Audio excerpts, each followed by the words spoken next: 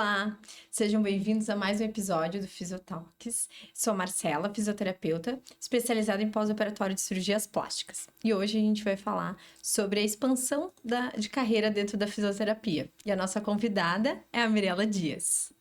Obrigada. Obrigada pelo convite, meninas. Obrigada por ter aceito. Eu sou Ana Cristina, sou fisioterapeuta, especializada em disfunções de cabeça e pescoço. A nossa convidada hoje é muito especial. Tem um breve resumo aqui da trajetória dela. Ela é professora há 23 anos, especialista em saúde da mulher e oncologia, é doutora em ciências médicas, fisioterapeuta do CEPOM e também uma presença bem forte aí no digital.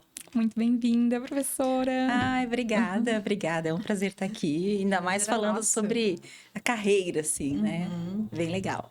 Eu tô muito feliz com a presença da Mirela. Já conheço a Mirela, a gente tá fazendo as contas ali nos bastidores há 13 anos. Ela foi minha professora na Unisul, em saúde da mulher, em oncologia. Me despertou uma vontade lá atrás, que ninguém nem sabe, né? Que eu queria saúde da mulher por causa dela. Acabei depois indo para outras áreas, mas tenho muito carinho por tudo que eu aprendi contigo e foi uma inspiração, assim, né? Então, hoje a gente vai conversar um pouquinho sobre isso aqui com ela, sobre como ela expandiu a carreira dela, como ela ampliou horizontes dentro da fisioterapia. E a gente quer saber, né, como que foi o teu interesse pela fisioterapia, pela saúde da mulher. Como é que começou tudo? Nos conte um pouquinho sobre a tua história. Ai, que legal, legal falar um pouquinho sobre essa questão da história, porque às vezes as pessoas olham a pessoa que está lá na frente, mas não imaginam tudo o que foi a construção de uma carreira profissional, né, o trabalho todo para chegar, né, com os 26 anos de formada como hoje. Mas quando eu me formei ali, aquela época de vestibular e tudo mais, eu fui para psicologia. Então, eu fiz um ano de psicologia. E aí eu percebi que aquilo não era o que eu queria realmente. Então, eu comecei a estudar um pouco mais para entrar na área da saúde mais especificamente, em virtude das aulas que eu tinha tido e tudo mais. No entanto, haveria um vestibular para medicina, que era o que eu ia fazer. Só em janeiro, nós estávamos mais ou menos no mês de março, abril, só em janeiro do outro ano. E aí começou um burburinho sobre fisioterapia, primeira turma de Florianópolis, primeiro vestibular. Daí eu falei, ué, quem sabe? E eu fui ler sobre a fisioterapia para entender um pouco mais o que era. E aí, então, eu comecei a me interessar. Falei, olha, eu acho que eu vou fazer esse vestibular aqui antes, porque assim eu consigo já ter algum andamento dentro da área da saúde. E se eu gostar, quem sabe eu fico. E eu lembro de ir lá na UDESC, na biblioteca, estudar, ler sobre os livros que tinham lá, porque tinha o Cefid, que é a parte da educação física e da físio hoje, mas era só da educação física. E eu falei, bom, eles devem ter alguma coisa de fisioterapia lá, porque eles vão abrir um curso de físio. E eu fui ler, né, para entender o que era, e eu pudesse, enfim, escolher fazer o vestibular. E foi uma surpresa, porque na época a medicina era o mais concorrido, a administração da UDESC, da ESAG, é muito concorrido. E quando abriu fisioterapia, naquele ano, foi mais concorrido que a ESAG, foi mais concorrido que medicina da UFSC. Nossa. E eu falei, que legal, né? Boa escolha. Já que... Não, Teste pro vestibular. exatamente. Eu falei, poxa vida, agora que eu escolhi, né? Vamos lá. E aí fiz, daí passei. Então, eu sou da primeira turma de fisioterapia da UDESC e primeira turma de fisioterapia de Florianópolis. Então, chegar na fisioterapia teve mais ou menos esse trajeto, assim. E era muito engraçado, porque a gente ficava lá na UDESC, no Cefid. Era um curso inicialmente vespertino, só tinha a nossa turma. Então, vocês imaginam, vocês estão dentro de uma instituição que só tem a turma de vocês. Sim. Durante um semestre, porque depois começaram a vir as outras turmas. Mas foi muito legal, foi muito legal. Foi uma construção muito, muito interessante. O curso muda bastante, né? Porque, imagina, eram 4 anos, né? Na época, 4 anos. Então, foi, né? Foi construindo o curso junto ali. Sim. Que legal. Eu, na UFSC, eu fui Não fui da primeira, né? Tipo, quando eu entrei já tinha 4 anos na fisioterapia na UFSC. Mas eu vi ali, quando eu saí, a gente olhava pra trás, nossa, como mudou, né? Como, tipo, a biblioteca, tudo é outro mundo, né? É muito legal. É legal fazer parte desse começo, né? É Eu muito tive a legal. oportunidade, assim, de, na faculdade, quando eu conheci a Mirella, ter outros professores que eram da mesma turma, né? Que vocês juntos davam aula, acho que a professora Inês, Eram eu todas acho que turmas eram todos... próximas, né? Muito legal. Muito, Sim. muito bom. Que legal. Agora tem uma plaquinha lá na UDESC com o nome da primeira turma. Ah, Eu legal. fico toda orgulhosa, né? Porque, enfim, é uma história. Claro. Porque nós tivemos... a gente não conhecia direito, a gente entrou num curso que não se falava, a gente não sabia muito bem o que Aonde tava seria indo a também, né? fisioterapia, né? Onde a gente estava indo, o que a gente ia ver nesse curso, o que ia ter lá pela frente, como que a gente ia trabalhar, né? Enfim, Sim. mas acabou dando tudo certo. E foi dentro da faculdade que tu pensou, é a área da saúde da mulher, tu teve esse contato lá ou foi após formada? Não, assim, foi tudo dentro da universidade mesmo, né? Na ocasião em que eu estava no início da faculdade, acho que dá para contar isso. Eu tinha um namorado. O pai dele, eu namorava há muitos anos, e o pai dele era radioterapeuta. E então, né, nós éramos todos muito próximos, e eles tinham ido num evento de oncologia, onde havia uma fisioterapeuta falando sobre câncer de mama. Eu estava na segunda fase da faculdade e eu nunca imaginei que o fisioterapeuta pudesse trabalhar com oncologia. Sim. E então ela veio conversar comigo e falou: Nossa, Mirella, eu escutei uma fisioterapeuta falando. Eu falei: Que sensacional! Eu acho que aquilo brilhou os meus olhos. Naquele momento, eu falei: Eu já sei o que eu quero fazer. Eu estava na segunda fase. Então, o restante da minha formação, de todas as áreas que a gente aprende dentro da fisioterapia, a minha formação foi voltada para a saúde da mulher e onco. Sim. Né? Desde aquele momento que as pessoas perguntam como que você escolheu a oncologia, eu acho que veio esse momento ali em que eu escutei e eu falei, é isso que eu quero fazer. E desde então eu comecei a me direcionar à saúde da mulher e onco, e foi aí que eu fiquei. Que legal. E como que depois de formada, né? Como que tu começou? Porque a gente sabe que tu começou como voluntária também lá no CEPOM, né? E desenvolveu o serviço de fisioterapia dentro do CEPOM. E isso é muito legal, né? Então conta pra gente um pouquinho de como se desenvolveu essa trajetória pós-formada. Então, como eu queria muito trabalhar nessa área, eu tinha um foco. Eu vou ser fisioterapeuta do CEPOM. Isso é fato. Então, eu tinha aquilo muito certo. E nem existia fisioterapia dentro do CEPOM. Não existia, não existia. É uma meta bem não pequena. tinha nenhum fisioterapeuta dentro do Se CEPOM. já não tinha, alguém tinha que começar. Alguém tinha que começar. E aí, eu tinha isso muito claro. Muito claro. E como todos os meus trabalhos, eu durante a universidade, durante a faculdade toda, eu fui bem ativa com pesquisa, com trabalhos ali de iniciação científica. Então, sempre estava fazendo alguma coisa. E aí, nessa coisa de trabalhar com a pesquisa, eu estava lá sempre dentro da saúde da mulher, levando para o câncer de mama, para o câncer ginecológico. E então, eu comecei a ter um interesse muito grande. Meu TCC, tudo foi voltado para essa área da oncologia. E eu fui chamando pessoas, por exemplo, meu TCC, eu chamei para a banca profissionais do CEPOM, né? Deixa eu mostrar o meu trabalho, né? E aí, naquela época, isso foi em 1998, né? Eu me formei em 1998, em julho. E aí, eu fui no CEPOM e eu quero atender. Tinha um grupo que era o Gama. Na verdade, esse grupo existe ainda, que é um grupo de apoio à mulher mastectomizada. Nesse grupo, onde havia médicos, enfermeiras, né? Eu comecei a perguntar, a me interagir, a participar desse grupo. Será que eu não posso atender as mulheres do Gama? Então, eu comecei atendendo as mulheres com câncer de mama que estavam nesse grupo. Então, eu ia 2 tardes como voluntária para o CEPOM.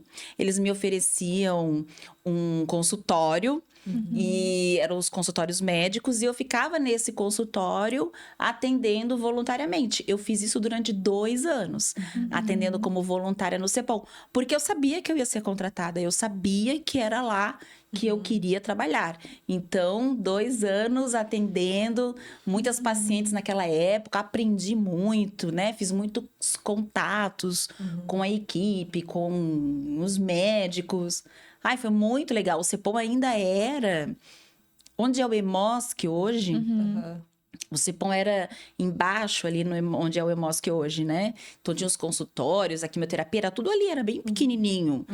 E o hospital era lá na General Bittencourt e ali era então a parte ambulatorial. E eu atendia assim com o maior prazer do mundo. Até que eu fui contratada, 2 anos depois. Aí eu tive um contrato CLT, que durou por 5 anos. E depois eu passei no concurso público. E aí eu virei funcionária pública do estado de Santa Catarina e consegui ficar efetiva dentro do CEPOM. Então, olha que legal a construção, né? O CEPOM veio sem nenhuma fisioterapeuta. Então, eu comecei como voluntária. Depois eu fui CLT, depois funcionária pública e tô lá há 26 anos. Eu conto desde o ano de funcionária pública é menos, né?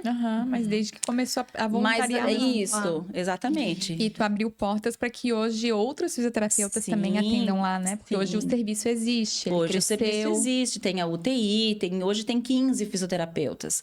Legal. Tu era a única, mas Eu ele era lá a dentro única. abriu um serviço, tipo... Isso, eu começou criei a um organizar- ambulatório um de fisioterapia e por vezes eu atendia os pacientes internados, assim, mais por pedido mesmo de parecer, porque não havia esse profissional nas unidades.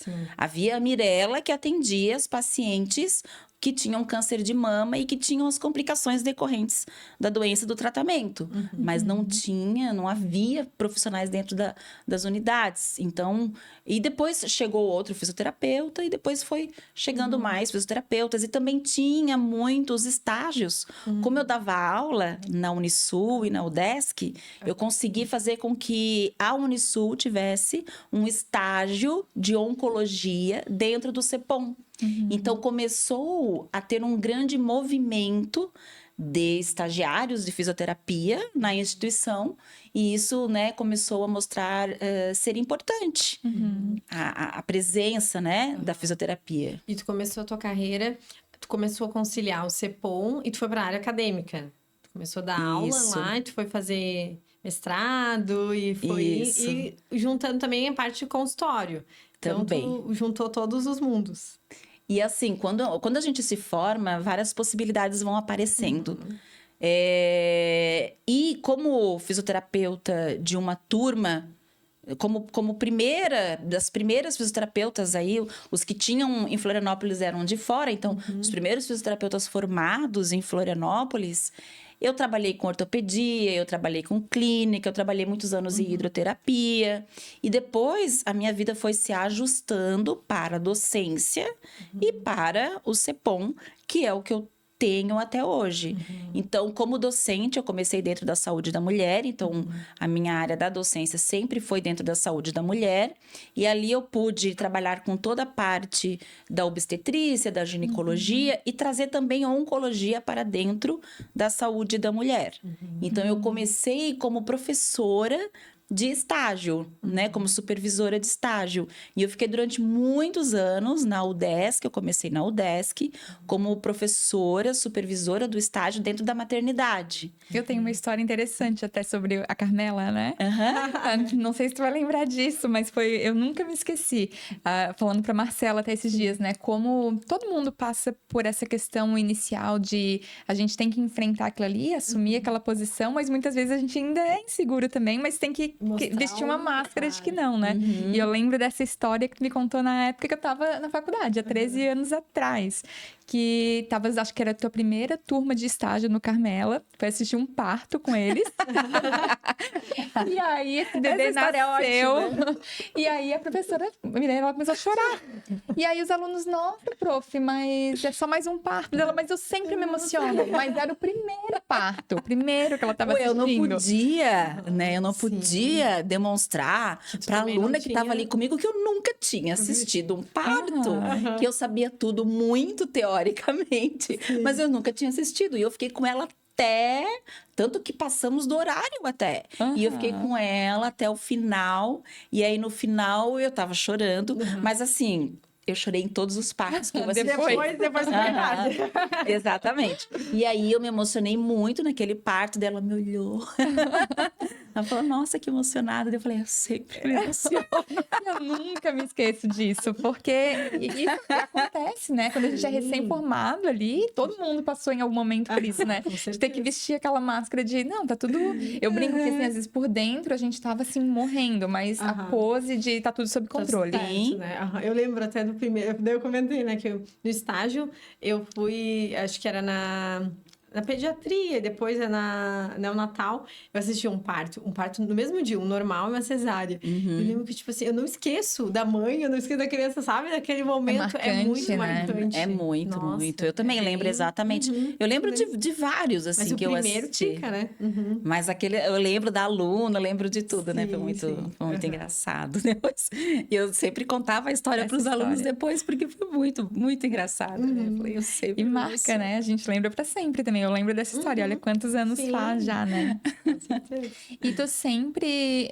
Imagina, hoje tu já tem o doutorado em ciências médicas também, né? Tu sempre quis, assim, vou conciliar, vou continuar fazendo a carreira acadêmica acontecer, de estudo mesmo, conciliando com a tua prática, porque é muito comum que a gente veja profissionais que escolhem uma direção.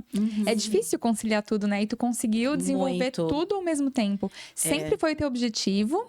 Querer juntar as duas coisas ou isso foi acontecendo naturalmente? Foi Aparecendo. acontecendo, mas eu nunca consegui deixar uma coisa de lado. Eu sempre trabalhei muito.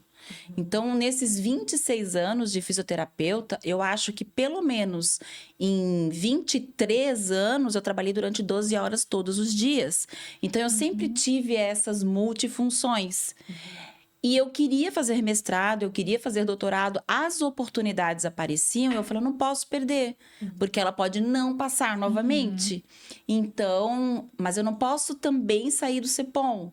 Eu até cheguei a tentar pedir uma licença quando eu estava tentando o doutorado, não consegui. E no fim, né, deu certo de conciliar, mas foi muito desgastante. Chegou um momento assim, meu Deus, eu não vou conseguir terminar esse doutorado, porque tá sendo, né, Consome, né? desumano, Sim, consome muito. demais. Mas deu tudo certo e tem pós-doutorado, né? Mas isso eu tô enrolando já há muitos anos, porque tem que parar, tem que escrever, né, o projeto. Enfim, é uma outra história. Como o maior título que a gente tem é o doutorado, eu permaneço ali, né? Mas, enfim, talvez um dia eu faça. Mas, de qualquer forma, é uma construção desgastante. Tanto que as pessoas param, né? Saem dos seus trabalhos, tentam bolsa e se dedicam. É muito No comum. mestrado, no Sim, doutorado, que né? demanda muito, né? E daí, quando daí tu juntou a carreira, a parte acadêmica, clínica, e tu foi vendo a necessidade de ter os cursos, né? Que daí agora, hoje tu dá cursos pelo Brasil todo, né? Que nem tava falando, e cursos online também, né? Sim. Então, qual foi o momento que tu disse, agora eu preciso, eu acho, abordar isso? Preciso desenvolver mais uma coisa que tá pouco que eu tô exatamente. fazendo. Porque eu não- Tem Tem pouco. pouca coisa. Eu tô com 12 horas, Tô mas com tá com tempo. intervalinho ali. Tem o final de semana. Tem da meia-noite Tem o às final de 6, acho que dá pra- semana. E eu tenho que arrumar uma coisa pro final de semana. Eu comecei há muitos anos ser chamada para dar aula em pós-graduações de oncologia. Então, quando eu comecei a dar aulas fora, normalmente eram em pós-graduações. Eu dava aula de cabeça e pescoço, dava aula de câncer de mama. Trabalhava assim mais nesse sentido. Os cursos, eles começaram... Não, na verdade, eu ia falar que começou com a técnica do taping, mas antes disso eu já tinha dado alguns cursos de mama, de obstetrícia, sempre nessa área ali da saúde da mulher e onco. E a parte do taping começou porque eu usava muito no meu dia a dia, já há mais de 15 anos, usava no meu dia a dia com os pacientes. E depois as pessoas começaram, né? Tinha uma equipe de cursos, uma empresa de cursos, e eles me convidaram: Mirella, a gente sabe que você está usando a técnica, você não quer ensinar essa técnica? Eu falei, não. A minha intenção é aprender a técnica e usar nos meus pacientes. Nossa, mas você tem tanta habilidade e quem sabe você... Não. Eu me lembro de ser bem resistente nesse início. Até que eu falei, não, por que não ensinar isso para as outras pessoas? E aí, então, começou a ter os cursos de taping no Brasil todo e nunca mais parou, né? Então... Sim, que é o Lifotape, né? Que é uma Isso. marca registrada por ti. Isso. E tu começou a fazer testes antes nos teus pacientes, foi testando e viu como é que surgiu Eu comecei... assim, Eu estava num evento em São Paulo, num congresso, e eu escutei um fisioterapeuta italiano falando sobre o taping, a técnica linfática, né, o linfotaping, no seroma. E eu fiquei muito intrigada, daí eu falei, nossa, né, como que essa bandagem, como que essa fita azul colada na pele tem alguma resposta no paciente? O que está acontecendo ali? Eu preciso estudar mais.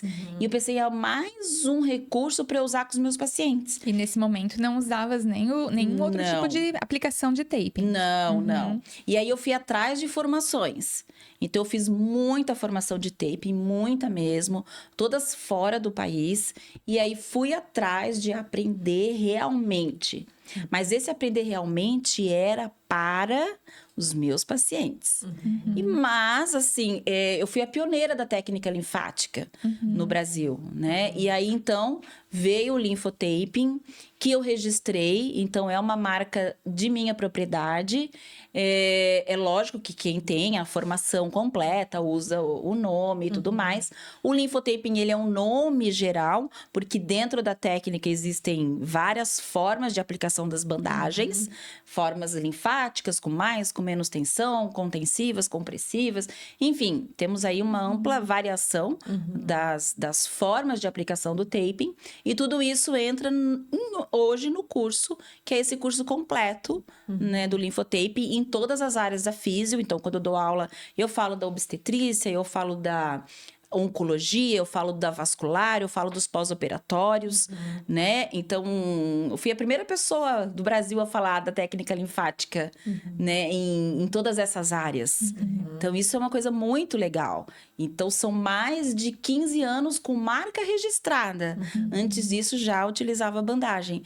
Então, realmente foi um crescimento de uma constância em termos de utilização na prática clínica e de formações, né, que me possibilitam hoje ministrar o curso com bons resultados, com muitos profissionais que dão aula de taping hoje no Brasil tiveram as formações comigo, ou foram meus alunos em algum momento, né? Isso tudo é muito legal, porque cresceu muito. Sim. E a gente tem mais um recurso aí pro dia a dia.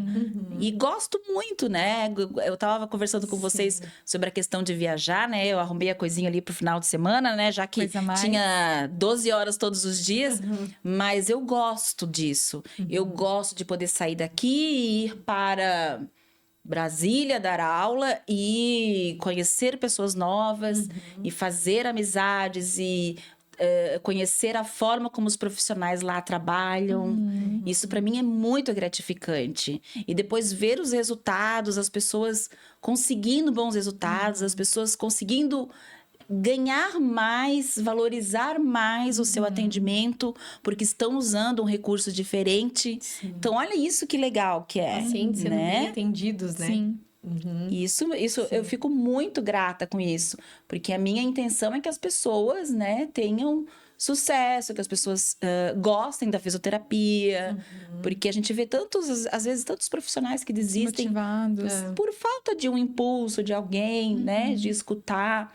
Então, E é muito legal ouvir a tua história, porque é um case de sucesso e assim, uma visão muito empreendedora desde Sim. sempre. Porque tu podia ter ido totalmente para a área acadêmica e não querer desenvolver outras coisas, mas tu foi pioneira em muitas coisas, né? E tu fez a fisioterapia ser mais conhecida, mas o teu nome também, né? Ser um nome que representa sucesso dentro da fisioterapia, né? E inspirar outras pessoas também, né? Eu tenho... Juntar os dois mundos, né? eu tenho Parte amigas da acadêmica área da e- saúde da mulher e todo mundo fica fica, meu Deus, a Mirella, super inspirado, super feliz, né? Quando fala de ti, assim. Então, é uma inspiração. Isso é uma coisa que me deixa muito feliz, assim. Muito, muito. Por isso que eu sempre falo assim, ó. Eu já recebi essa pergunta várias vezes. Se você fosse escolher entre dar aulas e atender pacientes, eu não sei. Porque eu gosto das duas coisas. Então, não me peçam para escolher. Porque eu realmente gosto das duas coisas. Eu acho que ia faltar muito de um lado se eu escolhesse outro. Então, escutar... E eu vejo o carinho que as pessoas têm por mim. Mas o que eu vejo muito... Sabe, meninas, assim, em relação a esse retorno que eu tenho das pessoas que foram meus alunos, minhas alunas... Eu acho que a forma como você ensina, a forma como você trata... eu sempre demonstrei muito amor pela fisioterapia, muito amor pelo que eu faço. Sempre estudei muito. Então, eu acho que esse esforço é visto por quem está lá sentado, pagou o curso para assistir, aprender. Então, todo o esforço que foi feito para eu chegar lá e poder passar esse conhecimento, as pessoas captam isso, né? E talvez a forma com que eu fale, né? Eu dentro da oncologia, eu aprendi a ser uma profissional muito acolhedora. E eu sou assim com os alunos também. Então, acho que isso vai criando, vai construindo. Claro, porque tu uniu todos os mundos, né? Então, como tu falou, tu aprendeu a ser mais acolhedora. O CEPOM exigiu muito disso. Na parte acadêmica, quando tu tem uma prática, a gente via isso na faculdade, né? O professor que ligava a prática junto com a teoria era outro, né? Era outra aula, era outra experiência que a gente Quando tinha. ele traz os exemplos, né? Então, o aluno ganha muito com isso, né? As aulas são muito ricas, né? E até como a gente estava comentando antes, tem aluno que às vezes não seguiu a tua área, né? Mas fala, não tem nada a ver contigo, porque as aulas eram maravilhosas. Todo mundo tem sempre tenta justificar, né? O porquê não tô indo para a saúde da mulher. Porque as aulas eram maravilhosas, né? E a questão do acolhimento, quando eu me formei, eu já gostava muito de saúde da mulher, gostava de oncologia. E quando eu me formei, eu tava ainda meio, né? Não sabia para que área eu ia. A minha ideia era a parte acadêmica, acabou não acontecendo. E a minha mãe teve câncer. E aí, eu encontrei a Mirella no CEPOM. E eu tava assim, nossa, o que eu vou fazer? E tinha um curso da Anke Bergman, do INCA, né? Que tava se trazendo pra cá. E aí, a Mirella falou, vai, não tem mais vaga, mas eu vou dar um jeito e tu vai. E eu fui. E aí, foi onde eu pensei assim, acho que eu vou pra saúde da mulher mesmo. Porque foi bem motivador, sabe? Sim. Só que a vida acaba te levando, às vezes, pra outras áreas, né? Entrei no hospital e eu me direcionei pra outro caminho. Mas isso do acolhimento, eu senti com ela na pele, assim, né? Eu tenho muito carinho, orgulho dela, sabe? É com muito carinho que eu lembro dessas histórias, né? E muita gente, muitos alunos, né, tiveram casos de doenças na família. Muita gente, ainda hoje, às vezes eu recebo lá no Instagram uma mensagem, eu fui sua aluna há tantos anos, eu tô precisando disso, daquilo. Sempre que possível, eu tento ajudar, direcionar, porque quando um paciente adoece, a família inteira adoece. Então, se você consegue dar um suporte, oferecer o contato de alguém que seja, né? Você está fazendo muito, encaminhar, você está fazendo muito. Né? Então, eu sempre me coloquei muito à disposição. Então, se eu posso ajudar, eu faço, né? Realmente eu faço. E eu lembro bastante da história, né, da Ana. Foi por acaso, assim, foi muito legal. Ela sempre lembra disso, assim, faz muito tempo. Eu até contei pra Marcela quando a gente estava desenvolvendo o roteiro do podcast, né? Porque a Marcela nem sabia também, né? Sim. Apesar de ser próxima, de que eu já cogitei essa área. Eu falei, não, ela foi Foi uma surpresa. a pessoa que plantou a sementinha, né? E dentro desse mundo de cursos, né? Tu acabou indo muito pro digital. Acho que a pandemia acelerou muito isso para muita gente que trabalha com cursos, né? No online. Hoje, o Linfotape, ele é o teu principal infoproduto. Mas tu tem outros infoprodutos também, né? Não tem como fugir do digital. Não existe mais isso hoje, né? O digital dá oportunidade para muita gente. Porque a fisioterapia... O Brasil é imenso. E se você tem pessoas que moram longe e que têm dificuldade de estar presente no curso, né, de aprender presencialmente, em virtude de passagem aérea, em virtude de estadia, família. Para algumas pessoas é fácil que moram nos grandes centros, mas para muita gente do Brasil é difícil. Sim. Até porque tem muita gente que às vezes não é bem remunerado e não consegue. Tem um curso lá em São Paulo para fazer. Não consigo. Então, o digital traz essa possibilidade. Sim. Então, começou muito, sim, na pandemia, porque as aulas viraram online. Eu era professora da UDESC na época, então sempre ali, todos os dias, na frente do computador. E foi um aprendizado muito grande. E eu me dei muito bem com essa história do online, com estar dentro, na frente de um computador, falando e ensinando.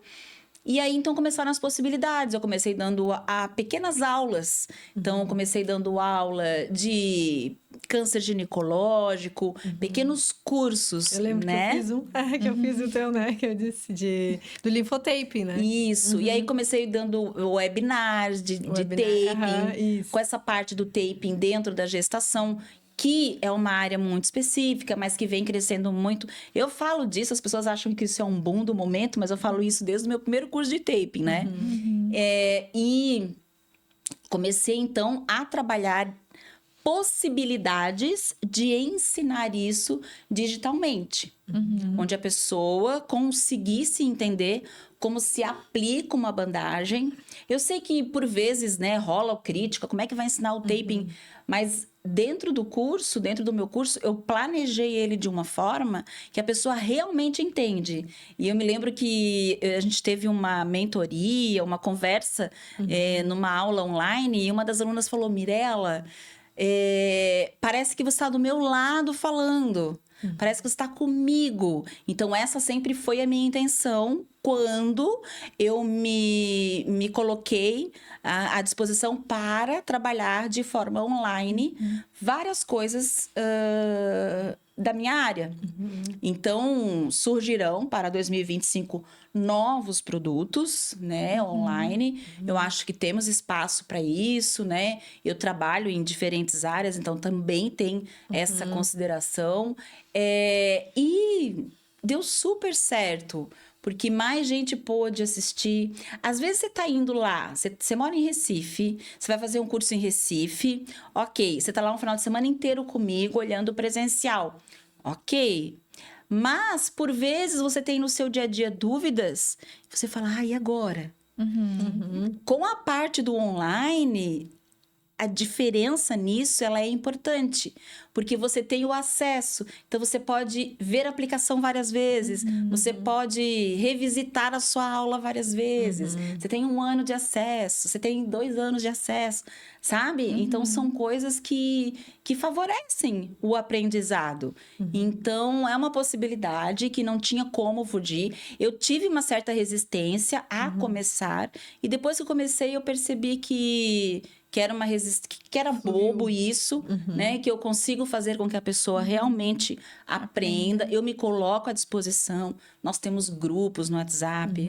Elas colocam os casos ali diariamente. Então, tem toda uma interação que faz com que eu tenha a certeza de que essa pessoa está aprendendo, está utilizando. E esse preconceito que tu mesmo comentou, né? Eu tive o preconceito para desenvolver isso online. Eu acho que a gente, enquanto aluno, também no início tinha, né? Quando começou a pandemia, assim, o online, eu queria o presencial. Sim. E hoje, dependendo do curso, um curso bem dado, hoje eu também gosto, às vezes até mais do online, pela possibilidade de rever. E às vezes, assim, tu conseguir até enxergar melhor, porque às vezes tu tá numa turma grande que tu não consegue nem ver muito bem o que tá sendo feito. E tu tá ali com uma boa filmagem, uma boa aplicação, assim, que tu vai, volta, tira dúvida, anota. O que acontecia muito nos presenciais, é o que acontece até hoje. Sempre que a gente pode, a gente filma, né? Quero filmar pra ver. Porque a dúvida vem depois, quando tu tá aplicando isso na tua prática, né? Uma técnica ali, daí tu olhou, mas são várias que a gente esquece. Então, quando a gente filma,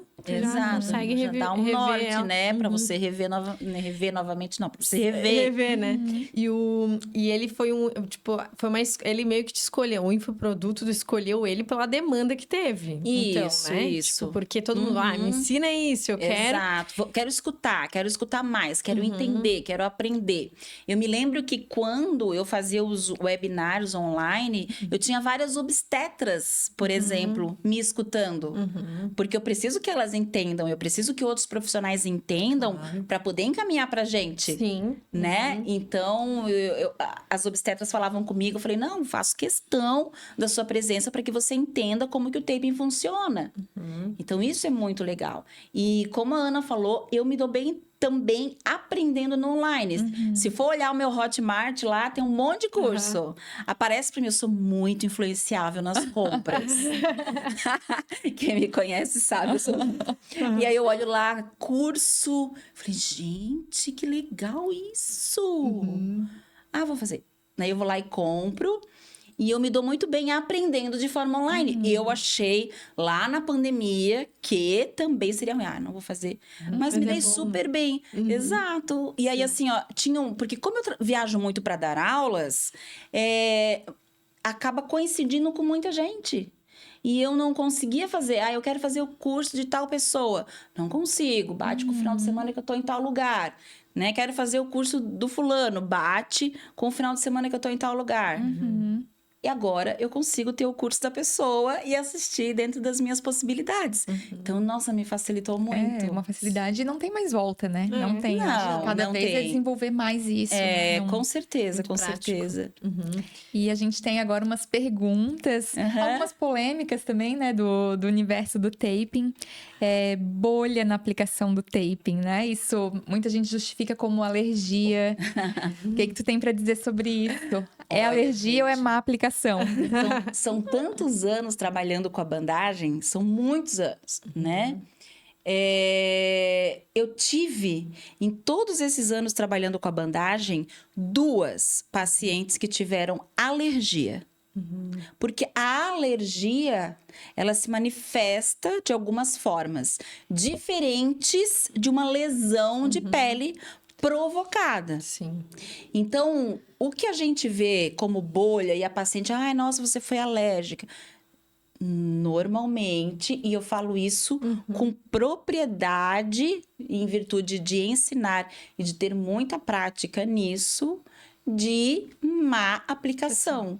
Então, ou não houve um cuidado com a pele, ou uma bandagem de má qualidade, ou você não fez a aplicação corretamente, você errou na tensão, você errou no posicionamento da bandagem, houve ali alguma coisa que aconteceu para fazer as bolhas.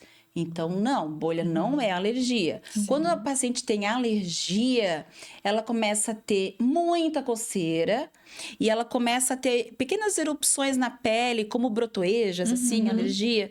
Então, é muito diferente. E muito raro ter alergia ao taping. É um algodão, né? Muito É um raro. algodão, uma Né? cola ali. Então, porque no fim das contas parece que todo mundo tem alergia. Não é assim, gente. Às vezes tem profissionais que falam, tem pacientes que às vezes chegam, eu tenho alergia ao taping. E às vezes tu fala assim, alguém que falou que tinha alergia pra dizer que não foi uma má aplicação. Acontece, né? Acontece. Exatamente. E também tem profissionais não especializados aplicando taping, né? Exato, Então, porque assim, ó, é o tal do copia e cola. Você olha uma imagem no Instagram da Mirella e aí, não, a bandagem tem uma assim, aí tem uma assim, aí tem uma pra cá. Não, isso aqui eu sei fazer. É só colar a fita. É só colar a fita. Entenderam? E aí, né? Escolhas e consequências. Exatamente. Então, precisa ter cuidado. O tape, ele é um recurso maravilhoso para a gente associar à nossa prática clínica. Quando a gente tem cuidados na aplicação, quando a gente entende o que a gente quer, quando a gente observa a pele, uma boa avaliação, tudo isso faz parte de uma boa resposta, digamos assim, né? Do caso em que a gente está aplicando a bandagem. E uma outra pergunta que a gente já escutei algumas vezes, né? Tape é modinha. Isso aí já, tipo, já vi pacientes chegando dizendo, o meu cirurgião falou que não precisava, porque isso aí logo passa. Não tem. Eu já ouvi de um cirurgião enquanto eu estava aplicando o taping, porque a paciente me pediu diretamente, aí eu fui atendê-la no centro cirúrgico. Ele falou pra mim assim: ela diz, ela quer aplicar o taping porque ela diz que não vai ficar roxo. Na verdade, ela só não vai ver, né? O roxo tá por baixo do taping. Assim, não, eu fiquei pensando assim, quanto Falta de conhecimento, sabe? Sim. Porque ele também não, o profissional às vezes não tá aberto a ouvir que existe uma explicação fisiológica para aquilo ali, né? Claro. Sabe o que eu acho engraçado? Quando as pessoas falam o taping está fora de moda, né? Eu falo assim, então eu sou vintage. Porque eu uso taping há tantos e tantos anos, né? Ou eu realmente sou muito, muito demodê. Porque o taping, ele é um recurso que a gente tem. Assim como laser, assim como TENS, assim como diferentes recursos da Electron, assim como um dilatador que eu uso. Ninguém fala que o dilatador vaginal para prevenir a estenose pós-câncer ginecológico é moda. Que ele foi... Ele é uma ferramenta Né? explodiu, Ele né? é O uma taping, ferramenta que a gente utiliza, ele é um recurso. O taping é mais um recurso. Você nunca vai usar o taping como um recurso isolado. Sim, não vender ele, né? Exatamente. Eu não uso o dilatador como um recurso isolado. Eu não uso o exercício como um recurso isolado, ou a terapia manual, ou qualquer outro recurso. Nós associamos condutas, associamos técnicas, e isso faz com que a gente tenha resultado. Porque você, né, tu trabalha com DTM, então tu estabelece, tu faz uma avaliação no teu paciente, tu estabelece as tuas condutas, e tu tem os recursos que tu vai utilizar. E você tem aquele recurso que o paciente normalmente responde bem. Mas determinado paciente não teve boa resposta. Você vai ter que abrir a sua caixa de ferramentas, buscar mais um recurso, porque você não vai deixar o paciente sem assistência. Você não tem como deixar esse paciente sem atendimento. Então, você vai utilizar o que você tem, tudo que você aprendeu, todos os cursos e recursos que você tem. Então, nós não podemos subestimar nada. O laser eu aprendi muito, né, a fotobiomodulação. Aprendi muito lá na minha formação universitária. Depois ninguém mais usou. O laser voltou com tudo. Ele é moda? Não, ele sempre esteve Sim. como recurso. O tape veio para ficar. Mas hoje nós temos as redes sociais, hoje a pessoa vai e faz mostra, hoje a pessoa gosta de mostrar que está colocando, que está aplicando. Entende? Eu acho que isso acaba, por vezes, trazendo um certo desconforto para aqueles profissionais que estão ali para criticar. Porque hoje nós temos os profissionais que estão prontos para criticar. Sim. Que vão no seu Instagram para criticar. Né? O que é uma coisa muito feia dentro da fisioterapia. Eu falo para os meus alunos em todo curso. Se você não tem nada de bom para falar para alguém, não fale nada. Sim. Se você não gostou porque a Ana usa o taping, não segue a Ana. Você não precisa ir lá e falar e escrever com falta de educação, né? Com palavras rudes dentro do Instagram da Ana. É que são pessoas que eles não falam só no Instagram, né? Eles são assim na vida, né? Eles são... É verdade, Marcelo. Exatamente. Então, Normalmente não é sódio, né? Exato. Estou Mas aqui para isso, né? Meu modo hater é ativado 100% do tempo. Exatamente. E não tem às vezes, nem uma justificativa, porque você também não usa uma outra ferramenta, ou você não tem um embasamento para dizer que aquilo ali é ruim também, né? Não tem nenhuma experiência prática, às vezes, para dizer. É simplesmente o criticar pelo criticar, né? Exatamente. Muito. Tem bastante. Muito. Professores da universidade criticam muitos professores que não atendem pacientes. Né? Todo mundo teve professores que nunca atendeu paciente. Sim. Então, eu, por exemplo, sempre fui uma docente que trabalhou, que atendeu e que deu, né? E que estava lá ensinando para os alunos. Então, a prática junto. Mas muita gente não. Então, assim, a gente tem que ouvir críticas. Óbvio, né? As críticas, elas existem. Mas... não de quem não construiu, né? não de quem não fez, não de quem não atende. Exato. E é isso que a gente tava falando, né? E o aluno vê, né? Quem é que... O aluno vê. Na hora, tipo assim, tu vê, nossa, aquele professor que ele traz a prática e aquele que tá lá só lendo slide, né? Não, com certeza. Era assim, nossa, era muito... Exatamente, concordo plenamente. E como hoje tu pensa em direcionar essa questão dos cursos, né? A gente sabe que o presencial tem uma demanda e tem uma série de negações, de abdicações, né? Que tu tem que fazer na tua vida Sim. para poder estar presente nesses diversos lugares, né? Sim. Tu pensa hoje em transicionar 100% pro digital? Ou não, isso é impossível para mim, eu ainda quero estar lá conhecendo pessoas, conhecendo lugares? Turmas mais restritas. Sair do presencial é impossível para mim. Eu preciso disso.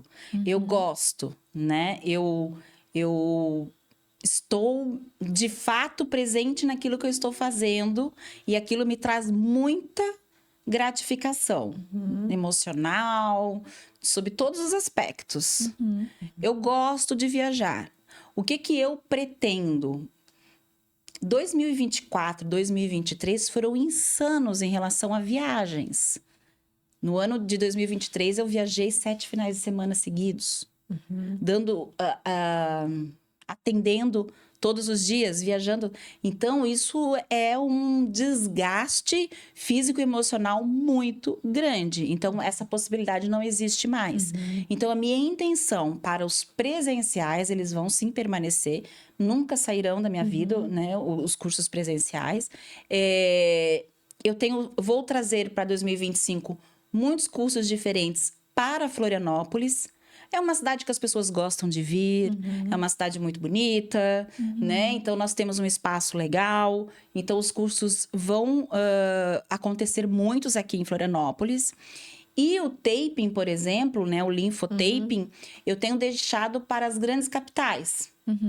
Porque antes eu dava curso em Juiz de Fora, Uberlândia, então eu ia para as cidades menores também.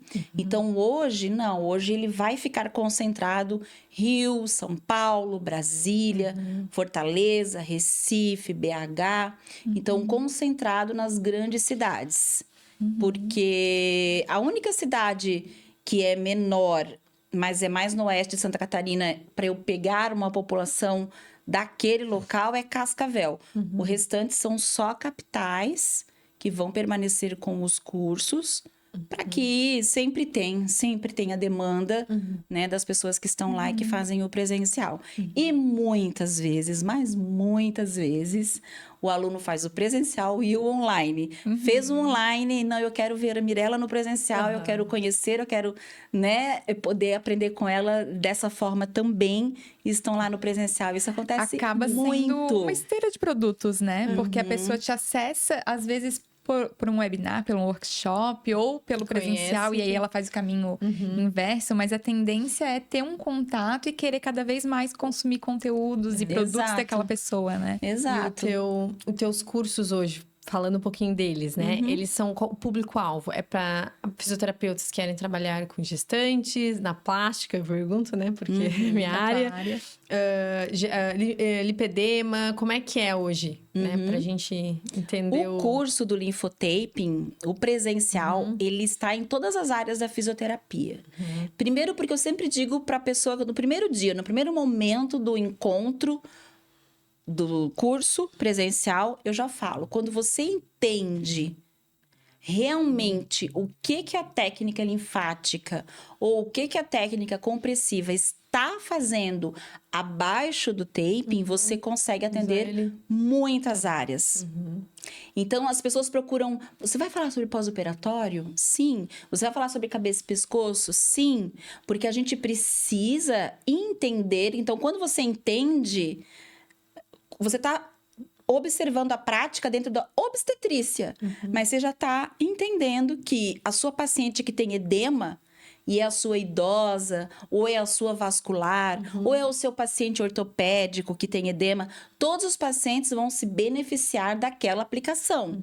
Então, quando você tem um entendimento real, com a melhor didática possível, com entendimento, né? Quando você realmente consegue captar o que acontece com os tecidos enquanto a bandagem está aplicada, você consegue fazer isso em várias qualquer área. situações. Sim, sim. Então, hoje o curso, ele realmente abrange todas as áreas da físio, né? Então, é um curso hoje de 24 horas. Tem algumas aulas que são online que que o aluno, a gente fala tanto de paciente, né? Que o aluno assiste antes para já ter aí uma ideia. Eu deixo essa aula disponível também por bastante tempo. Então, o aluno já assiste antes, ele já chega no curso sabendo Legal. muita coisa. E haverão outros, haverá de cabeça e pescoço, de câncer de mama, de gineco, né? Tivemos agora, início de dezembro, um de gineco que foi sensacional aqui em Florianópolis.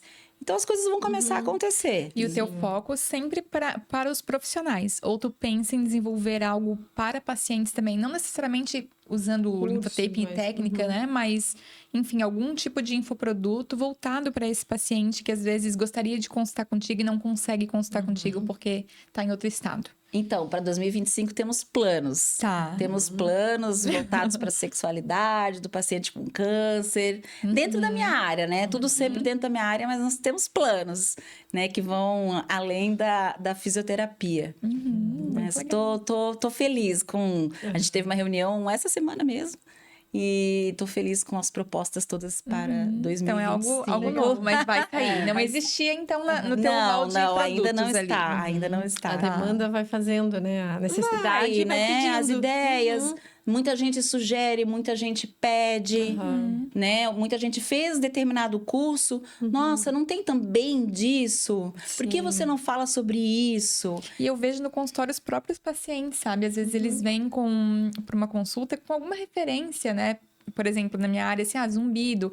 Eu sigo a profissional X, a médica, a fisioterapeuta lá de São Paulo, do Rio de Janeiro. Então, assim, eles começam a consumir o teu conteúdo também. E, claro, né, não esse conteúdo tão específico, às vezes, que a pessoa não vai ter esse entendimento, mas existe ali uma área que tu pode expandir, né? E eu acho que para várias áreas da fisioterapia, os pacientes estão cada vez mais presentes também ali no digital, acompanhando os profissionais que são referência, né? Até para Estão. saber se o que está sendo feito com eles realmente dentro, né? tá indo dentro daquilo que o mercado tá falando, trazendo. né? Então, cada vez mais tá interligado isso, né? E vem muita gente procurar, né? Pelo Instagram. Sim. Eu tenho visto isso também. Para mim, por exemplo, às vezes eu já fiz Google com empresa mesmo e eu sinto que meu Instagram me traz mais resultado do que o próprio Google. Acredito. Acho que pela conexão, a pessoa vai te acompanhando e aí daqui a pouco eu quero consultar com essa pessoa, ela enxerga além do preço, né? Ela enxerga o valor. Claro. Às vezes aparece um Reels, daí a pessoa clicou porque aquilo ali era a dor dele, né? Exato. E daí ali já entrou no perfil e tem alguma coisa, né? E é bem importante essa coisa do reconhecimento do valor. E isso eu tenho falado muito, né? Hoje o curso, tanto os online quanto o presencial, eu falo muito de precificação, porque o fisioterapeuta não sabe cobrar, a gente não aprende, porque a gente não aprende a dar o valor para o nosso atendimento, a dar... A observar, a constatar o nosso valor enquanto profissionais. A gente tem uma dificuldade muito grande em relação a isso. Sim. Então, tenho conversado muito sobre isso também com os fisioterapeutas que E eu acho que é fazem bem o curso. importante. Eu fico muito feliz de ver a fisioterapia falando sobre isso finalmente, né? Porque, assim, demorou, né? E a gente já deveria ser mais valorizado há muito tempo, né? E finalmente parece que as pessoas estão conseguindo se posicionar melhor, enxergando o seu próprio valor, porque eu acho que começava ali o problema, né? Claro. O fisioterapeuta não enxergava Não. o próprio valor, então ele não conseguia transmitir para o outro o valor dele também, né? Então esse cenário tá mudando. Eu sinto muito orgulho do que a gente, como fisioterapeuta, tá construindo. Exatamente, também. Nós temos uma profissão tão maravilhosa, né? Nós temos uma profissão que oferece tantas e tantas oportunidades, tantas áreas para a gente atender, tantos pacientes a serem atendidos, né? A gente traz tanta qualidade de vida para os nossos pacientes. E isso tem muito valor, né? O paciente se beneficia tanto com os nossos atendimentos, independente da área que a gente esteja. que não tem como você não pensar em valorizar o seu atendimento hoje. Então, a gente precisa. E o profissional, ninguém está ali trabalhando, indo todos os dias no consultório porque somente gosta do que faz. A gente tira o nosso sustento da fisioterapia. Com certeza. Então, quanto que você vale? Sim. Né? Você tem que pensar no seu valor para você colocar isso para o seu paciente. À medida que você se valoriza, o paciente também te valoriza. Porque os pacientes hoje percebem isso. Com certeza. E a gente se valorizando, eles vão valorizar a gente. Porque se o profissional tá ali e não se posiciona, não passa uma credibilidade, né? Então, isso também conta. Exatamente. Muito legal, adoramos o bate-papo, estamos chegando ao fim. Então, de mais um episódio, né? Queremos agradecer a Mirella por ter participado. Muito Eu que obrigada. agradeço, meninas. Eu que agradeço. Adorei estar aqui com vocês. Adoramos também, queremos agradecer também aos nossos ouvintes que vêm nos acompanhando, né? Sempre interagindo, mandando as perguntas. Continuem lá nos sugerindo temas, convidados, tá? Que a gente ainda tem muita coisa boa para trazer aqui para vocês. Exato. Mirella, deixa o teu Instagram para os nossos ouvintes, para eles te acharem. Tá joia. Meu Instagram é o @Mirella, com 2 L's, Dias, _. E lá tem um link na bio, onde tem todos os cursos. E também tem muito conteúdo, muitas informações. É bem legal. Segue lá. É isso, gente. Obrigada. Até mais.